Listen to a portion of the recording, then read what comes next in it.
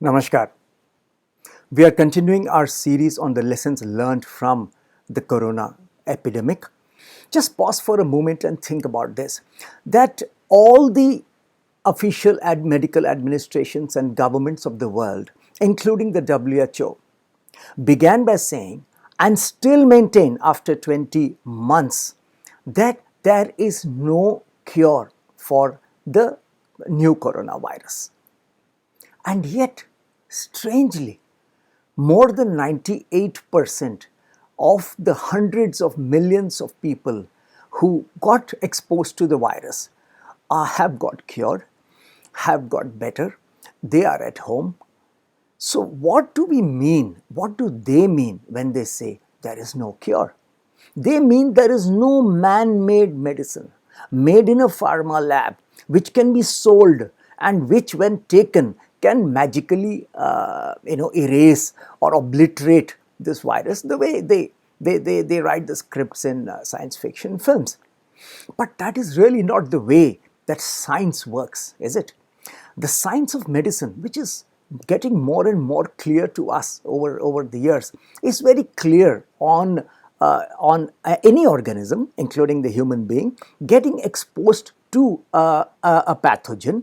Could be a virus, it could be a bacteria, and how that organism deals with it is in a way designed by nature, and that design involves something called immunity. The human organism in its own design tries and usually succeeds in overcoming most of the viruses, even amongst those who were symptomatic and who sought medical help and who were told that there is no cure.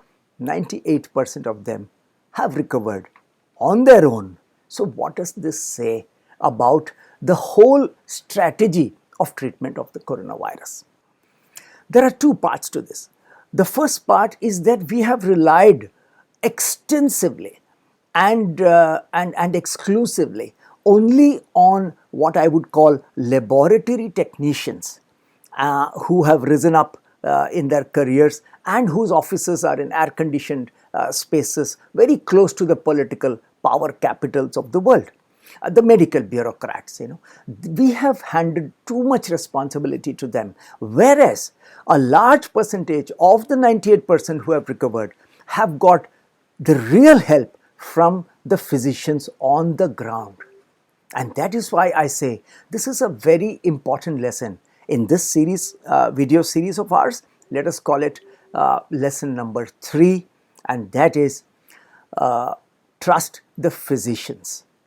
Listen to the physicians rather than the laboratory technicians and medical bureaucrats in the power capitals of the world.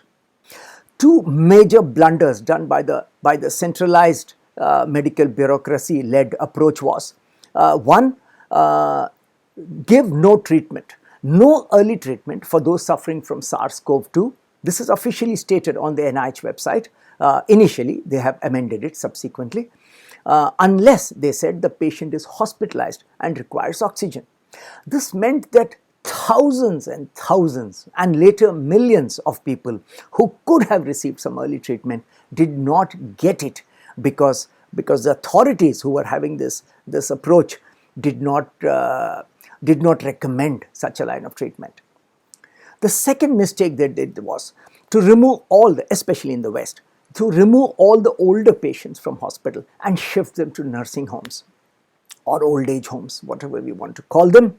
And that was a disastrous decision because that was the decision which led to, what shall we say, a kind of wildfire of death happening in nursing homes in the US, UK and many other countries. But this approach was not appreciated and found conducive by the physicians working on the ground. Let me give you some examples. Dr. Paul Marik, for instance, in the US, critical care doctor at the Sentara Norfolk General Hospital in East Virginia. He was already renowned, for his work in creating something called the Marik cocktail, which significantly reduces death rates from sepsis, using inexpensive, safe, generic medications. So any doctor who uses, promotes and shows as successful and inexpensive, safe generic medication is usually not appreciated by the pharma industry and by the politicians. Now, this gentleman, Dr.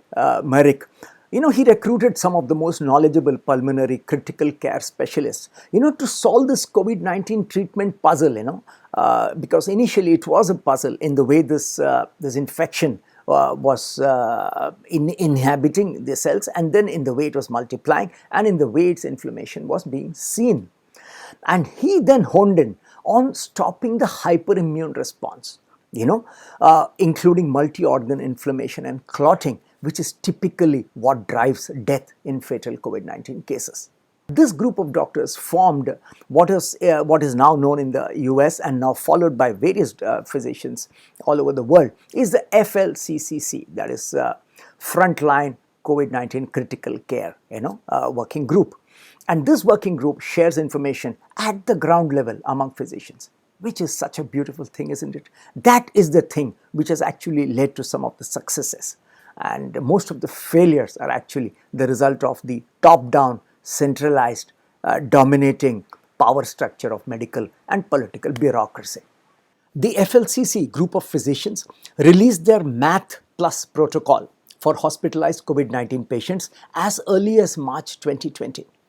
It is their innovation which has saved thousands and thousands of people from getting serious, or from hospitalized patients, serious patients, from even death. The MATH acronym derives its name from 4 drugs. The M stands for methylprednisolone, a corticosteroid. The A is for ascorbic acid, vitamin C, which they found is very useful. The T is for thiamine, zinc, and vitamin D, a combination of minerals and vitamins. And the H is for heparin, which is a blood thinner. And they found that these 4, if given to the hospitalized patients, it was remarkable in the way it reduced inflammation and reduced the virus load and helped the patients to not become more severe. Soon after, with their vast and daily growing experience of handling real patients in real situations, this group of physicians also introduced another protocol called IMAS, and this was for prevention, and also for early treatment of those not serious, which we would call the outpatients, who are not in the hospital but who are being tested positive. And the IMAS treatment involved the use of ivermectin, otherwise known as a anti-parasite drug, but which has been found to be greatly efficacious in reducing the viral load of this particular coronavirus and helping to reduce inflammation in the lungs. The use of this protocol involved many doctors, many of whom became even very well known and who have given active advice on the internet too, like Dr. Pierre Kory, Dr. Mobeen Syed, etc. And then there were other innovations done by physicians. Dr. Robert Cerfolio, did a fantastic innovation in the use of bronchoscopy, for reaching into the lungs for treatment. And then Dr. Louis Angel, he innovated tracheostomy, I hope I'm pronouncing that right. Again, an innovation for patients who are very severe in hospital and who could not be treated by the regular ventilators. And then Dr. Tom Yedigar and Dr. Robert Huizenga. These 2 doctors did a fantastic innovation just by their observation and experience of treating active patients, and that is, they said that many of these patients do not need immune boosting medicine, they need immune suppressing medicines. Sounds surprising, isn't it? But that is what they did. And I'll quote Dr. Yedigar. He says, "All throughout my career, I want to boost my ICU patients' immune systems, not lower them. But," he explained, "with a thing called cytokine storm, when the body overreacts to this infection, then you need to suppress the immune system." And when he did that, he found amazing results, and which was again shared widely and then adopted by physicians in other places. Another innovation was done by Dr. Scott Weingart on oxygen saturation mistake. He found that the guidelines given by the medical bureaucrats sitting in Washington were actually wrong, and they were leading to patients going into ventilator quickly, actually, because of the conditions they had put on oxygen saturation. And he corrected that, and later I think it was adopted by many other countries of the world. Now there is Dr. Tess Lawrie, who from the UK, who did a phenomenal study on the use of ivermectin. She studied more than 50 meta studies on ivermectin, collated them, put together, and published in a very prestigious medical journal. Helped other doctors all over the world to use ivermectin, despite it being opposed by the pharma industry because it's cheaply available, and by the medical bureaucrats who, one, because they don't have any active experience of day-to-day treatment of patients, and two, who are really too close to the powerful corporations and politicians in the power capitals of the world. Meanwhile, physicians all over the world, because this is a global phenomenon, were treating patients in their own regions with their own experience, with their own case studies, and with their own lines of treatment, and also different methods of medicine. For instance, in India, Ayurveda is an ages-old medical system, and thousands of patients in India went to their Ayurvedic doctors and got treatment. And these doctors shared their knowledge with others, even through medical papers published in journals, like this one, for example, which is a very interesting case. It's a case of a woman who was diagnosed with COVID-19 on 21 June and went to a hospital, and she was given the usual allopathic cocktail. When nothing improved, she was suggested that she take Fabiflu, but the patient at that time declined any more allopathic medicine and said, "Look, I want to go to my Ayurvedic physician."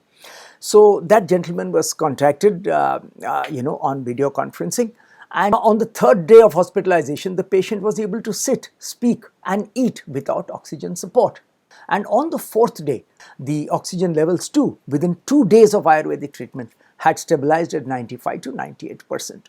The authors of this report actually conclude that this case points out the potential for Ayurveda to be considered as a front line and first line cost-effective intervention, even in COVID patients with severe hypoxia. Now, if you move north from India, let us take traditional Chinese medicine. That has a long history, and it has played an indispensable role in prevention and treatment of diseases in the Chinese population. Even during the SARS epidemic in 2003, the intervention of traditional Chinese medicine was reported to have achieved remarkable therapeutic effect. So even in this case, during the corona crisis, there have been many published reports by physicians' experiences on the ground, where specific Chinese medicine wards were set up, and various Chinese medicine experts were able to treat, record, and share the study of that treatment with other physicians. And then moving on to Africa. Have you heard of something called the Madagascar COVID Organics? It is very interesting. You can even Google it, and it has got a lot of reports on it. Now, this is a cocktail of treatment, a dual therapy protocol, based partially on Western medicine of chloroquine and the antibiotic azithromycin, but in association with treatments from local tradition, from medicinal plants. One is Artemisia and the other is Ravintsara. Now, they used this in Madagascar, and it got so popular that it was used in many other countries in that region, and they found that it was very effective in limiting, in resisting the spread of this inflammation, and it was widely supported and promoted by the governments there. So to just summarize, here we have, even in this brief video, we have seen examples from the US, from India, from China, from Africa. And then let me now add another example from South Africa. And this one is one experience and experiment which we have commented upon in an earlier video in this channel.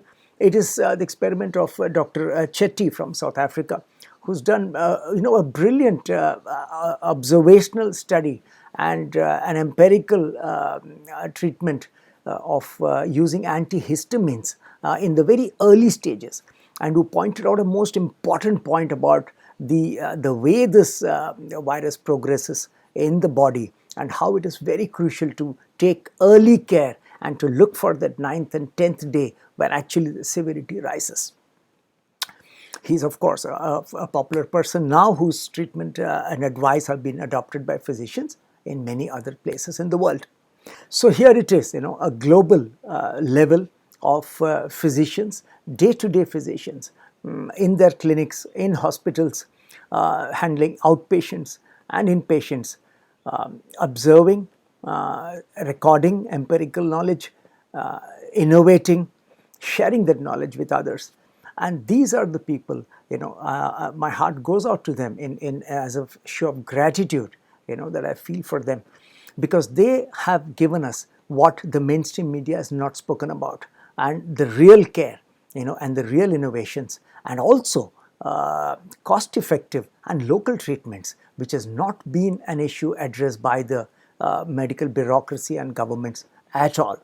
They have always gone for this one magic pill of vaccine and one magic drug, which is very expensive, like remdesivir, but they have ignored the everyday ground level experience.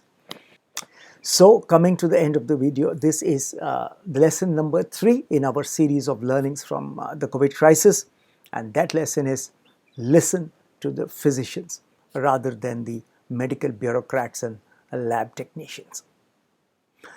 We'll meet again next week or in the next video whenever it comes. Till then, stay healthy, stay happy. Namaskar.